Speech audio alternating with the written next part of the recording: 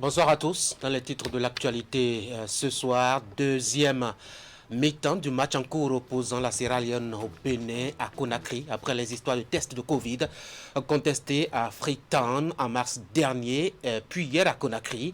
Les deux équipes ont décidé finalement de s'affronter. Le Bénin est mené par 1-0. Nous vous dirons deux mots au début de ce journal. Et puis le Bénin, l'exemple à suivre en matière donc de dématérialisation des services publics par la Mauritanie.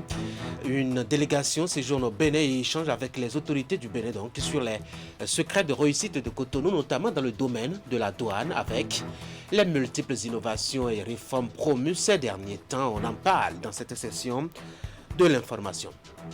Et puis retour sur les images du lancement de la composition de l'examen du brevet d'études du premier cycle dans la Donga. C'est le CG de Basila qui a accueilli la délégation préfectorale affectée à cette tâche, Abdou Sahabi Idrissou et Abdou Hafou Yahaya. Nous ferons le point dans cette session de l'information. Parlant de bonne intelligence entre deux pays, le Bénin et l'Allemagne évaluent l'état de santé de leur coopération.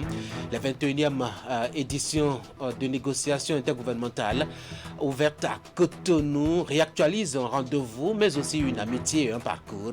On vous fait le point de tout cela dans un instant. Voilà pour le sommaire. Encore une fois, bonsoir. Bienvenue au journal du soir, exceptionnellement servi aujourd'hui à 18h30 à cause, vous pourrez le deviner, de la retransmission tout à l'heure de l'Euro 2021 sur votre chaîne de télévision Canal 3 Bénin. Ce sera à partir de 20h pile, heure de Cotonou, avec un match qui va opposer la France à l'Allemagne. Toujours football, c'était le match attendu et très en retard pour la qualification à la CAN Cameroun 2021. Le Bénin est mené actuellement par 1-0. Nous sommes à la deuxième mi-temps, but marqué ce penalty déjà dans la première partie après une faute de main de Khaled Adénan. Nous sommes maintenant, je vous le rappelle encore une fois, à la deuxième mi-temps de la rencontre après pratiquement une trentaine de minutes passées. Faut-il le rappeler, ce match vaut, il faut insister là-dessus, pour une place pour le Cameroun l'année prochaine, ce qui explique les longues tractations et quiproquos au sujet des tests Covid, d'abord en mars dernier à Freetown, où les Béninois ont contesté la validité des résultats qui dégageaient 6 cadres positifs, puis ont refusé de jouer. Scénario identique hier, mais dans le camp adverse, à Sierra Leone, qui a aussi contesté d'ailleurs les tests et refusé de jouer. Le match a donc été reporté pour une deuxième fois aujourd'hui et tient son cours actuellement. Alors venons pour parler d'autres actualités. Au Bénin, la Mauritanie à Cotonou pour venir à l'école du Bénin en matière d'innovation et de réforme qui dématérialise les services publics. La délégation qui a fait le déplacement échange depuis ce matin, notamment avec les acteurs du monde de la douane béninoise pour mieux comprendre ce qui se fait et qui fait la force des innovations et leur impact sur le quotidien de la douane au Bénin. C'est une séance d'échange entre les services des douanes et une délégation mauritanienne sur les secrets de la réussite au Bénin. La délégation veut s'inspirer du cas du Bénin pour pouvoir faire l'expérience en Mauritanie. Les échanges ont été francs et la délégation n'a pas manqué de préciser ses attentes. Donc nous venons ici pour apprendre auprès de vous, pour voir votre expérience, tout en sachant effectivement que nous allons avoir toutes les informations que nous souhaitons. Ce que nous voudrons effectivement, c'est de voir l'accompagnement que Webfontaine vous a apporté. Quel rôle il a joué pour, contrairement à ce qu'on pense, effectivement, ce n'est pas Webfontaine qui améliore les recettes fiscales. Non, ce n'est pas ça. C'est toutes les réformes engagées. Quelle a été la position des gouvernants pour pousser ces réformes à aller donc atteindre le meilleur niveau? La Mauritanie est un pays qui dispose de matières premières, les mines, la pêche. Des atouts portant à 2 chiffres la croissance du pays qui, selon le chef de la délégation, n'est pas suffisamment inclusive. Pour le directeur général des douanes béninoises, Charles Sakai Noussaboko, la rencontre est un partage d'expérience. Je pense que cette séance nous permettra effectivement d'avoir ces échanges. Qu'est-ce que vous pouvez tirer de l'expérience du Bénin et pourquoi pas, qu'est-ce que nous-mêmes, dans un futur très proche, nous pouvons tirer de votre expérience pour que la coopération sud-sud soit la meilleure. Et lorsqu'on parle des droits de douane, vous reconnaissez avec moi que c'est des importations qui constituent les droits de douane. Alors, est-ce qu'on peut imaginer qu'un pays industrialisé où les droits de douane ne représentent rien peut mieux conseiller qu'un pays sous-développé où peut-être nous avons les mêmes habitudes, nous avons la même réalité? Je voudrais une fois encore remercier cette coopération et souhaiter, prier qu'elle nous hisse au plus haut des administrations de la sous-région pour que désormais on puisse avoir entre nous ces relations, entre nous ces accords d'assistance mutuelle. Les douanes béninoises avaient reçu les délégations de la Somalie, du Congo-Brazzaville, du Niger, du Togo, du Nigeria. Elles travaillent avec deux partenaires techniques, Bénin Control et Web Fontaine. Un mot rapidement en politique pour vous parler de ce congrès constitutif du parti Restaurer la confiance tenu à Boycon le week-end écoulé. Les délégués venus de l'ensemble du territoire national ont fini par élire, au bout de leurs travaux, un bureau consensuel, disent-ils, de 35 membres dirigé par René Agossa. Ils mettent Hélène Amsou pour le point. À travers ce congrès, le creuset vient d'être légalement porté sur les fonds baptismaux. Suite logique de la présence du parti Restaurer la confiance à la dernière élection présidentielle, les assises marquent également le début de l'histoire politique de la formation. En créant le parti RLC, les membres fondateurs entendent œuvrer pour une conception de l'État qui tourne autour de 4 principes fondamentaux. Nous sommes nés pour confirmer tout ce que nous avons dit au moment des élections présidentielles. Cette élection à laquelle nous avons participé avec foi, audace et engagement, nous avons été témoins et nous avons été acteurs du processus démocratique dans notre pays. Vous devez vous en féliciter et être fiers de ce que vous avez fait. Nous voulons finir avec les fractures sociales, les fractures politiques, les fractures économiques, les fractures régionales, voire les fractures ethniques. Nous voulons conserver ce que le Bénin a de cher, ce qu'on nous a laissé. Cet héritage, c'est la paix, la capacité de pouvoir dialoguer, de pouvoir résoudre nos crises à travers les méthodes les plus indiquées, qui sont propres à nous, propres à notre peuple, ce grand peuple béninois. Aujourd'hui, l'opposition est confuse et la population a une confusion par rapport à l'opposition politique du Bénin. Donc nous avons organisé ce congrès d'abord pour mettre sur pied notre parti, mais aussi pour clarifier le rôle de l'opposition sur la scène politique au Bénin. Les travaux ont conduit à la mise en place d'un bureau de 35 membres présidé par René Agossa. Devant les congressistes militantes et militants, l'équipe a pris l'engagement de travailler au rayonnement du parti, mais surtout œuvrer pour un Bénin prospère et fondé sur la croissance inclusive et le développement durable.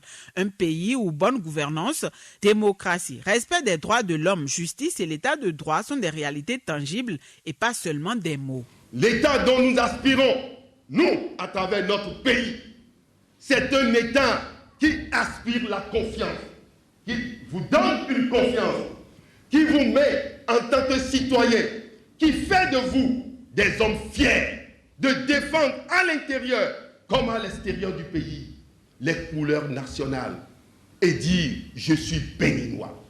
C'est cet État, c'est de cet État que nous avons besoin.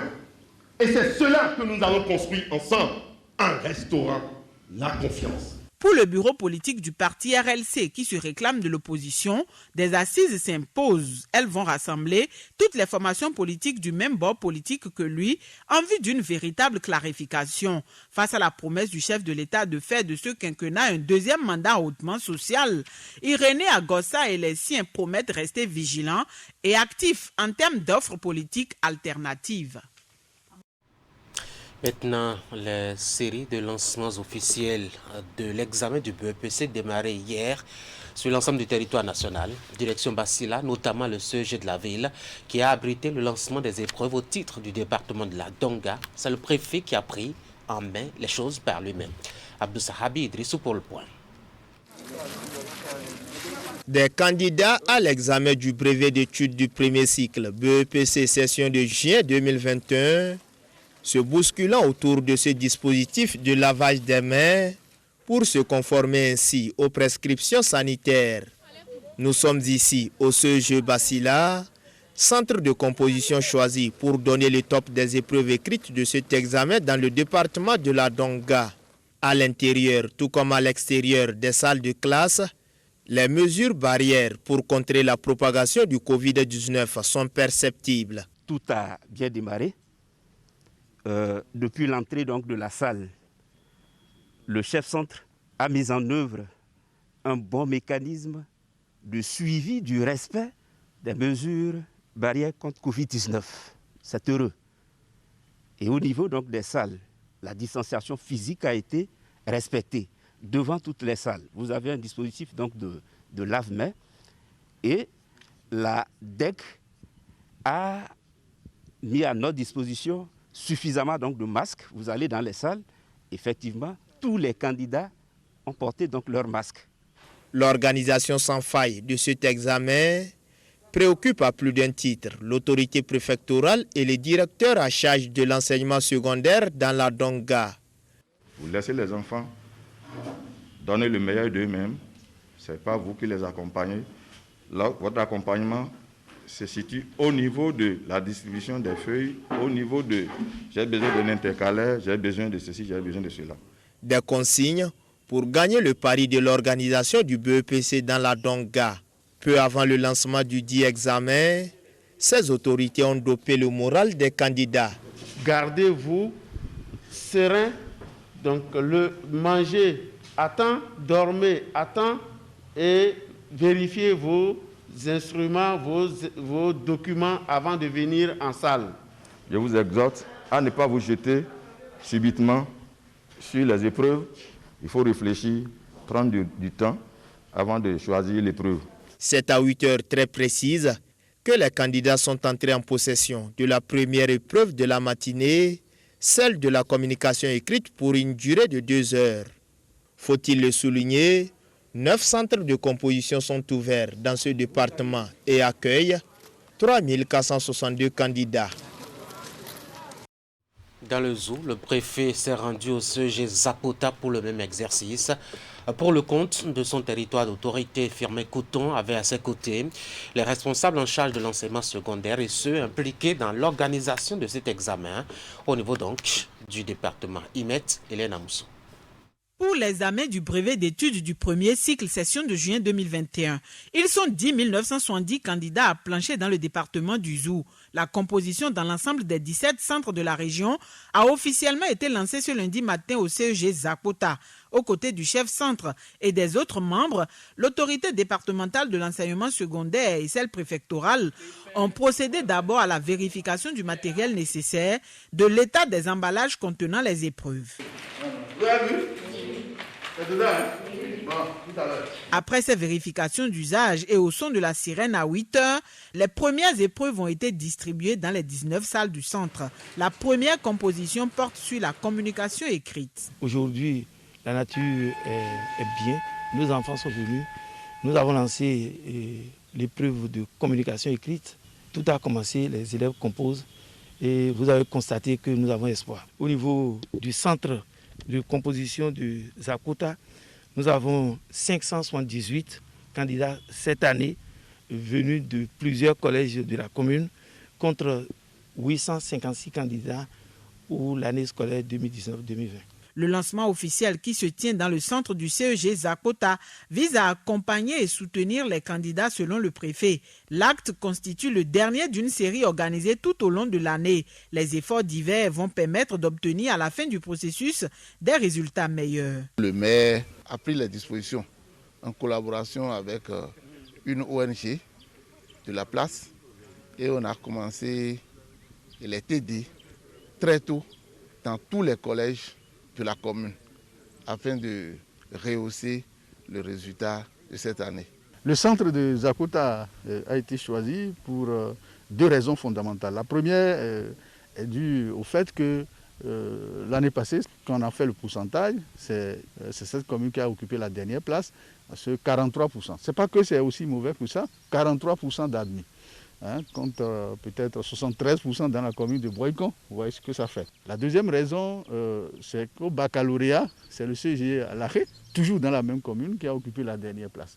Alors, donc, nous sommes venus ici pour attirer l'attention d'abord des candidats, des élèves en général, de ce qu'ils doivent suivre un peu plus les enseignements, se prendre un peu plus au sérieux. Pour veiller aux gestes barrières visant à freiner la propagation du coronavirus, les responsables du centre de composition ont pris des mesures. Les candidats, le personnel de soutien et de sécurité ont tous porté de masques de protection. Les dispositifs de lavage de mains et gel hydroalcoolique sont également prévus. Il en est de même pour le respect de la distance de sécurité sanitaire. Du renfort en effectif pour les forces armées et de sécurité béninoises. La police, les services des eaux, forêts et chasses et l'armée pourraient se dispatcher plus de 1000 recrues mises à leur disposition vendredi à Bembereke. C'était à la fin de la formation de 6 mois suivie par ces jeunes désormais au service de la nation. Lukuman Orucheou pour nous faire le point.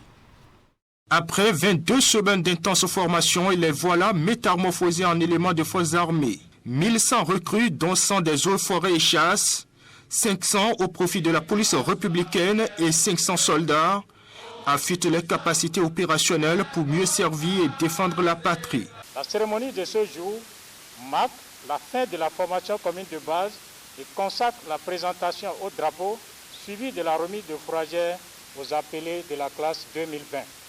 Elle est l'expression de la volonté conjuguée des autorités politiques, du haut commandement militaire, de la police républicaine, des eaux, forêts et chasses, de poursuivre la formation commune de base au centre de formation militaire de Bembereke, désormais creuset de formation des par excellence des soldats de la République.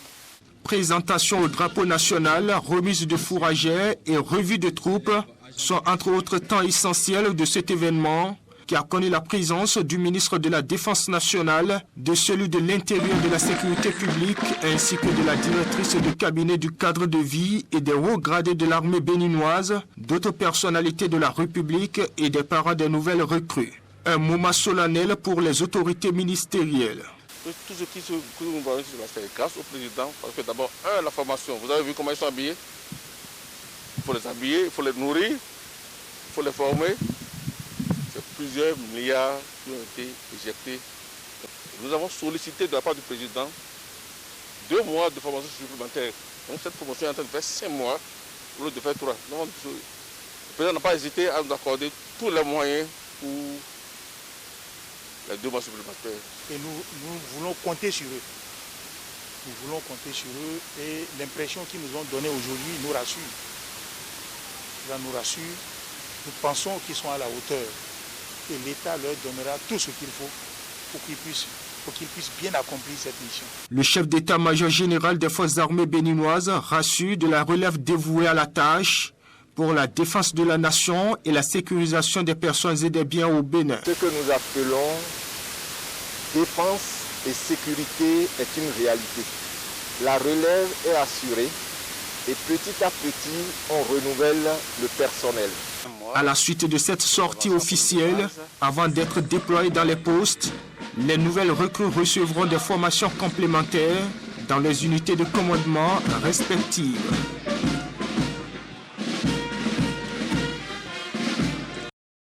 Un atelier de 2 jours a réuni la semaine écoulée les acteurs en charge de la gestion de la frontière Bénin-Niger, la BGF, l'instance de Bénin, qui se préoccupe de la question, a initié cette rencontre qui est de formation à l'intention de ces éléments en vue de les doter de capacités intellectuelles, mais aussi techniques, leur permettant de mieux s'y connaître en matière d'utilisation des spatiocartes. La formation a eu lieu à Gaïa, au Niger. Jacques Débé.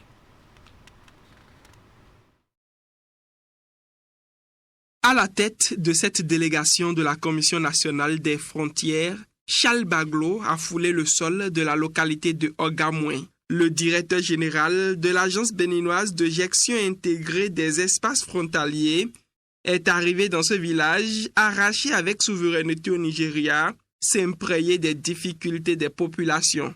Une descente qui s'inscrit dans le cadre de la 8e édition de la Semaine des frontières béninoises. Une célébration dont l'importance n'est plus à prouver, selon le DGABJF. Les grands bailleurs de fonds qui ne comprenaient pas l'importance des frontières, comme la Banque mondiale, comme le Fonds mondial, etc., ont compris aujourd'hui que les frontières jouent un rôle fondamental dans la prévention de terrorisme et qu'il est important de développer la résilience des populations frontalières pour éviter qu'ils ne deviennent les otages des terroristes. Il est important que les autorités s'assurent des conditions de vie des populations des zones frontalières. C'est ce qui justifie cette inauguration par la BJF des modules de salles de classe et des logements pour le personnel enseignant de cette localité. C'est un devoir d'être à vos services.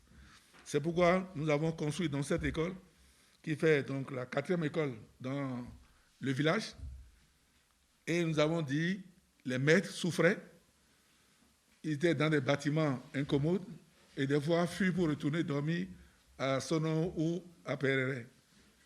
C'est ça qui a fait que nous avons décidé de construire donc ces 3 lots de logements. Satisfaits, les bénéficiaires profitent de l'occasion pour soumettre d'autres difficultés au directeur général de la BJF, toujours attentif à leurs différentes doléances. Nous, les populations de la commune de Perere, nous sommes très satisfaits de ce que vous avez réalisé dans notre commune. Mais nous demandons encore un peu plus par rapport à la voie et le pont de Suy qui constitue vraiment un grand calvaire. La viabilisation des localités frontalières du Bénin s'impose, surtout dans un contexte où le terrorisme dicte sa loi en Afrique. Le Bénin et l'Allemagne repassent l'état de leur coopération. C'est périodique et bien connu de ces 2 vieux partenaires qui, cette fois-ci, veulent s'assurer, comme dans un check-up, de la normalité de leurs conditions de collaboration. Ils appellent cela les négociations intergouvernementales qui sont, faut-il le préciser, à la 21e édition depuis ce matin à Cotonou. Narcisse Alossé. À l'issue de leur dernière consultation intergouvernementale tenue en février dernier à Cotonou, le Bénin et l'Allemagne s'étaient donné rendez-vous à Berlin, mais la crise sanitaire impose à ces 21e négociations de l'histoire un format hybride. En présentiel et face à une partie de la délégation allemande, une bonne douzaine de ministres béninois. En visioconférence, le chef de la délégation allemande pour cette réunion dont le bal des interventions est ouvert par l'ambassadeur allemand en fin de mission au Bénin. Ma mission, qui après 4 ans est ici venue à son terme, je me réjouis beaucoup que nous allons négocier avec l'esprit de notre coopération étroite qui a marqué toujours notre coopération, que nous allons nous engager encore, comme j'ai appris, de manière significative pour les prochaines 2 années à venir. Les regards tournés vers l'avenir pour une coopération vieille déjà de plusieurs décennies et qui englobe nombre de domaines. Notamment dans le domaine de la bonne gouvernance, dans le domaine de l'eau et de l'assainissement, dans le domaine de la formation professionnelle et technique, dans le domaine de la biodiversité et des énergies renouvelables, et aussi dans le domaine de la décentralisation. Elles permettront également de définir une feuille de route des actions à entreprendre aux fins de garantir une exécution optimale des engagements pris. Je reste en effet convaincu que les nouveaux engagements que nos 2 parties acteront à la faveur de cette assise nous permettront de donner un nouvel élan, plus ambitieux à notre partenariat. Des engagements pris surtout de poursuivre ce partenariat. La République fédérale d'Allemagne, elle, justifie sa posture par la qualité de la gestion qui est faite aujourd'hui des affaires publiques au Bénin. Le gouvernement béninois a démontré de manière impressionnante sa profonde volonté de changement et de développement. Toute une série de classements internationaux et africains témoignent des progrès concernant la situation macroéconomique, la gouvernance et la promotion du secteur privé. Nous saluons le fait que le gouvernement béninois entende se focaliser davantage sur les questions sociales au cours des 5 années à venir. Ces 21e négociations intergouvernementales entre le Bénin et l'Allemagne offrent l'opportunité aux participants de faire l'état des lieux de leur coopération. Elles permettront aussi aux deux parties de convenir de l'enveloppe financière consacrée aux projets et programmes de développement des domaines concernés. Les travaux déboucheront sur des perspectives de cette coopération qui lie les deux pays. L'agenda 2040 de l'Union africaine concernant la protection de l'enfance en examen à Cotonou. Des acteurs qui s'y connaissent en matière de protection de l'enfant vont surtout échanger à propos des 5 premières années de mise en œuvre du dit agenda. C'est dans la droite ligne de revoir, si besoin est éventuellement, des réajustements à faire pour une efficacité dans la mise en œuvre de cette politique africaine. Nagui Balagbe pour le compte rendu. Accélérer la mise en œuvre de l'agenda 2040 pour une Afrique digne des enfants. Tel est le thème retenu cette année en vue de la célébration de la journée de l'enfant africain. En prélude à cette célébration se tient cet atelier bilan. Il réunit différents acteurs de la protection de l'enfant afin d'apprécier le niveau global de mise en œuvre des 10 aspirations contenues dans l'agenda 2040 de l'Union africaine. Ce thème est directement lié à l'engagement pris en 2016 par les chefs d'État africains qui stipule que, je cite, « D'ici à 2040, les droits de l'enfant africain doivent être fermement et pleinement protégés avec plein effet donné aux priorités, aux 10 aspirations de l'agenda 2040. » Et nous apprécions les efforts du gouvernement qui s'inscrivent dans cet agenda. L'UNICEF réitère ici son engagement à œuvrer aux côtés du gouvernement du Bénin pour atteindre tous les objectifs inscrits dans l'agenda 2040. Bien de défis restent donc à relever, en dépit des efforts réguliers consentis par le gouvernement et qui s'inscrivent dans le sens de cet agenda. Cet atelier va donc permettre de faire le point. Vous convenez donc avec moi qu'un sursaut est nécessaire pour un Bénin encore plus digne de nos enfants. Et nous sommes tous interpellés. Le présent atelier vise donc à faire le point sur les 5 ans de mise en œuvre de l'agenda 2040 à travers le bilan de l'intégration ou non des 10 aspirations de l'agenda 2040 à travers les politiques et stratégies de protection de l'enfant au Bénin. Ces assises donnent par ailleurs l'occasion de définir de nouvelles stratégies et activités en lien avec les nouvelles thématiques en vue de l'actualisation du plan national de protection de l'enfant. Les membres de l'amicale pour la convivialité des agents du port ont profité d'un week-end pour réfléchir ensemble sur les possibilités et opportunités d'action en vue de l'amélioration de la performance du port autonome de Cotonou. Ils se sont vus dimanche, pour être précis, et ont échangé autour des challenges pour les structures et les acteurs dans cette perspective. Reportage. Tant qu'il reste à faire, il reste à parfaire. C'est une offensive pour l'amélioration de la performance et de la compétitivité du port autonome de Cotonou, menée par l'amicale pour la convivialité des agents du port, Convipac. Elle réunit ici acteurs et structures de la plateforme en vue d'échanges et de partage autour des rôles et responsabilités de chacun et de tous. Nous avons décidé de faire toujours le maximum pour que le port de Cotonou soit toujours performant. Parce que nous avons l'ambition de devenir le meilleur port de l'Afrique. Et c'est pour cela que nous avons organisé ces assises. Eh bien, à terme, nous souhaitons que tous les agents du port autonome de Cotonou accompagnent la direction générale dans les efforts qu'elle fournit tous les jours pour que notre port soit le meilleur des ports de l'Afrique. La direction générale qui, justement, en ces assises, place de grandes attentes au regard de la dynamique en cours actuellement au niveau du port autonome de Cotonou et dont le déploiement repose pour une bonne part sur l'implication très active du personnel et des acteurs. On a hâte de voir les résultats et les recommandations faites par vous. Et c'est sûr et certain que nous allons prendre en compte vos remarques et vos suggestions parce que, comme je viens de dire, on a besoin de vous tous pour que le port autonome de Cotonou et le port de Cotonou soient un port moderne et concurrentiel et attractif dans cette région. C'est donc consciente des enjeux que l'amicale a initié cet atelier, lequel cadre parfaitement par ailleurs avec son objet, à savoir contribuer au rayonnement du port autonome de Cotonou par ses activités. Et l'information qui vient de tomber, le match a pris fin, le match Sierra Leone-Bénin. Le Bénin est désormais donc éliminé de la course pour la CAN Cameroun qui va se jouer en 2022, notamment en janvier prochain. Le match a pris fin par un score d'1-0. Faut-il le rappeler, c'est un but marqué en première partie sur penalty, sur une faute de main de Khaled Adenan, le capitaine de la circonstance. L'association béninoise pour la promotion de la famille ABPF fait un point des activités qu'elle a menées au cours de l'année 2020 et projette de nouvelles stratégies pour l'amélioration de la santé sexuelle et reproductive des jeunes au Bénin. Ses membres se sont retrouvés à Parakou pour l'exercice à travers une assemblée générale nationale. La 26e, faut-il le préciser, tenue le samedi dernier. Les membres du mouvement d'action des jeunes des 12 départements du Bénin étaient aussi de la partie. Et voici pour les détails le reportage de René Soglo.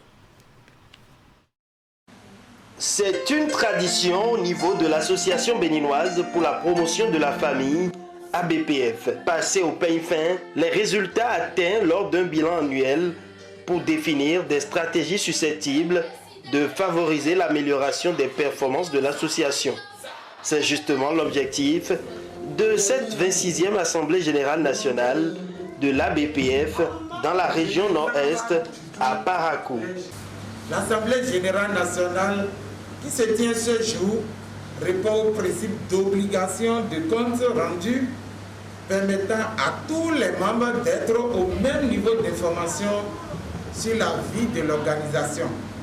Je voudrais également exhorter les volontaires à une participation active aux différents sujets inscrits à l'ordre du jour de ces assises afin que les fruits de nos travaux soient à la hauteur de nos attentes et de nos défis. Cette édition a été placée sous le thème ABPF pour une société plus juste et une meilleure santé. Un thème qui incarne la raison d'être de l'ABPF, ses valeurs et ses principes. Ce thème constituera donc un repère lors des débats durant cette Assemblée générale, comme pour laisser à chacun, à chaque fois qu'il intervient, nous indiquer dans son langage où nous allons en tant qu'organisation. Ensuite, en tant qu'organisation, le thème nous interpelle sur le rôle de chacun, sur ce qui devrait toujours être la mission de chacun au sein de l'organisation. Dans cet esprit, il conviendrait d'accorder plus d'attention à la synergie des principales ressources de l'association, je veux dire les ressources humaines, que sont le volontaire et le personnel. L'importance de l'ABPF dans l'amélioration des conditions de vie des populations n'est plus à démontrer selon les invités. Ces derniers ne comptent pas marchander leur soutien à l'association dans sa mission. En œuvrant notamment pour la santé sexuelle et de reproduction, l'association contribue à assurer une vie de qualité, l'équilibre et l'harmonie au sein des ménages, gage de l'amélioration de leurs conditions de vie et de leur capacité à contribuer au développement du pays et à l'atteinte des objectifs de développement durable. Après ces assises, place à un nouveau chantier de défense des droits de santé sexuelle et reproductive et bien d'autres actions au profit de la famille pour l'ABPF qui compte aujourd'hui plus de 1000 volontaires. Mesdames et messieurs, ce journal va s'achever. Je vous rappelle rapidement que nous avons été éliminés. Le Bénin a été éliminé. Tout à l'heure même face à la Sierra Leone qui se qualifie pour la CAN Cameroun 2022. Le match qui devrait les départager a pris fin il y a quelques instants. La Sierra Leone a battu le Bénin 1-0. Il fallait juste un match nul pour le Bénin pour se qualifier. Il n'y est pas parvenu. Dans ce journal, nous sommes revenus sur des images de lancement officiel de l'examen du BEPC hier, notamment à Basila dans la Donga, puis à Zakota dans le Zou. Faut-il le préciser, la composition est à son deuxième jour aujourd'hui et s'achève demain par les mathématiques. Hier déjà, pour la première journée, les candidats se disaient soulagés pour la qualité et la facture des épreuves auxquelles ils ont été soumis. Vous avez pu suivre donc cet élément-là. Et puis la Mauritanie qui est à l'école du Bénin en matière de réforme qui dématérialise l'administration publique.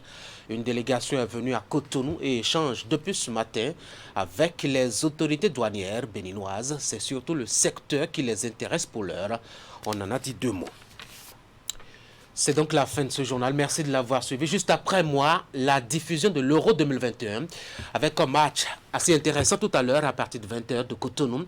La rencontre France-Allemagne. Bon appétit et bonne fête aux amoureux du foot malgré la défaite béninoise. À demain.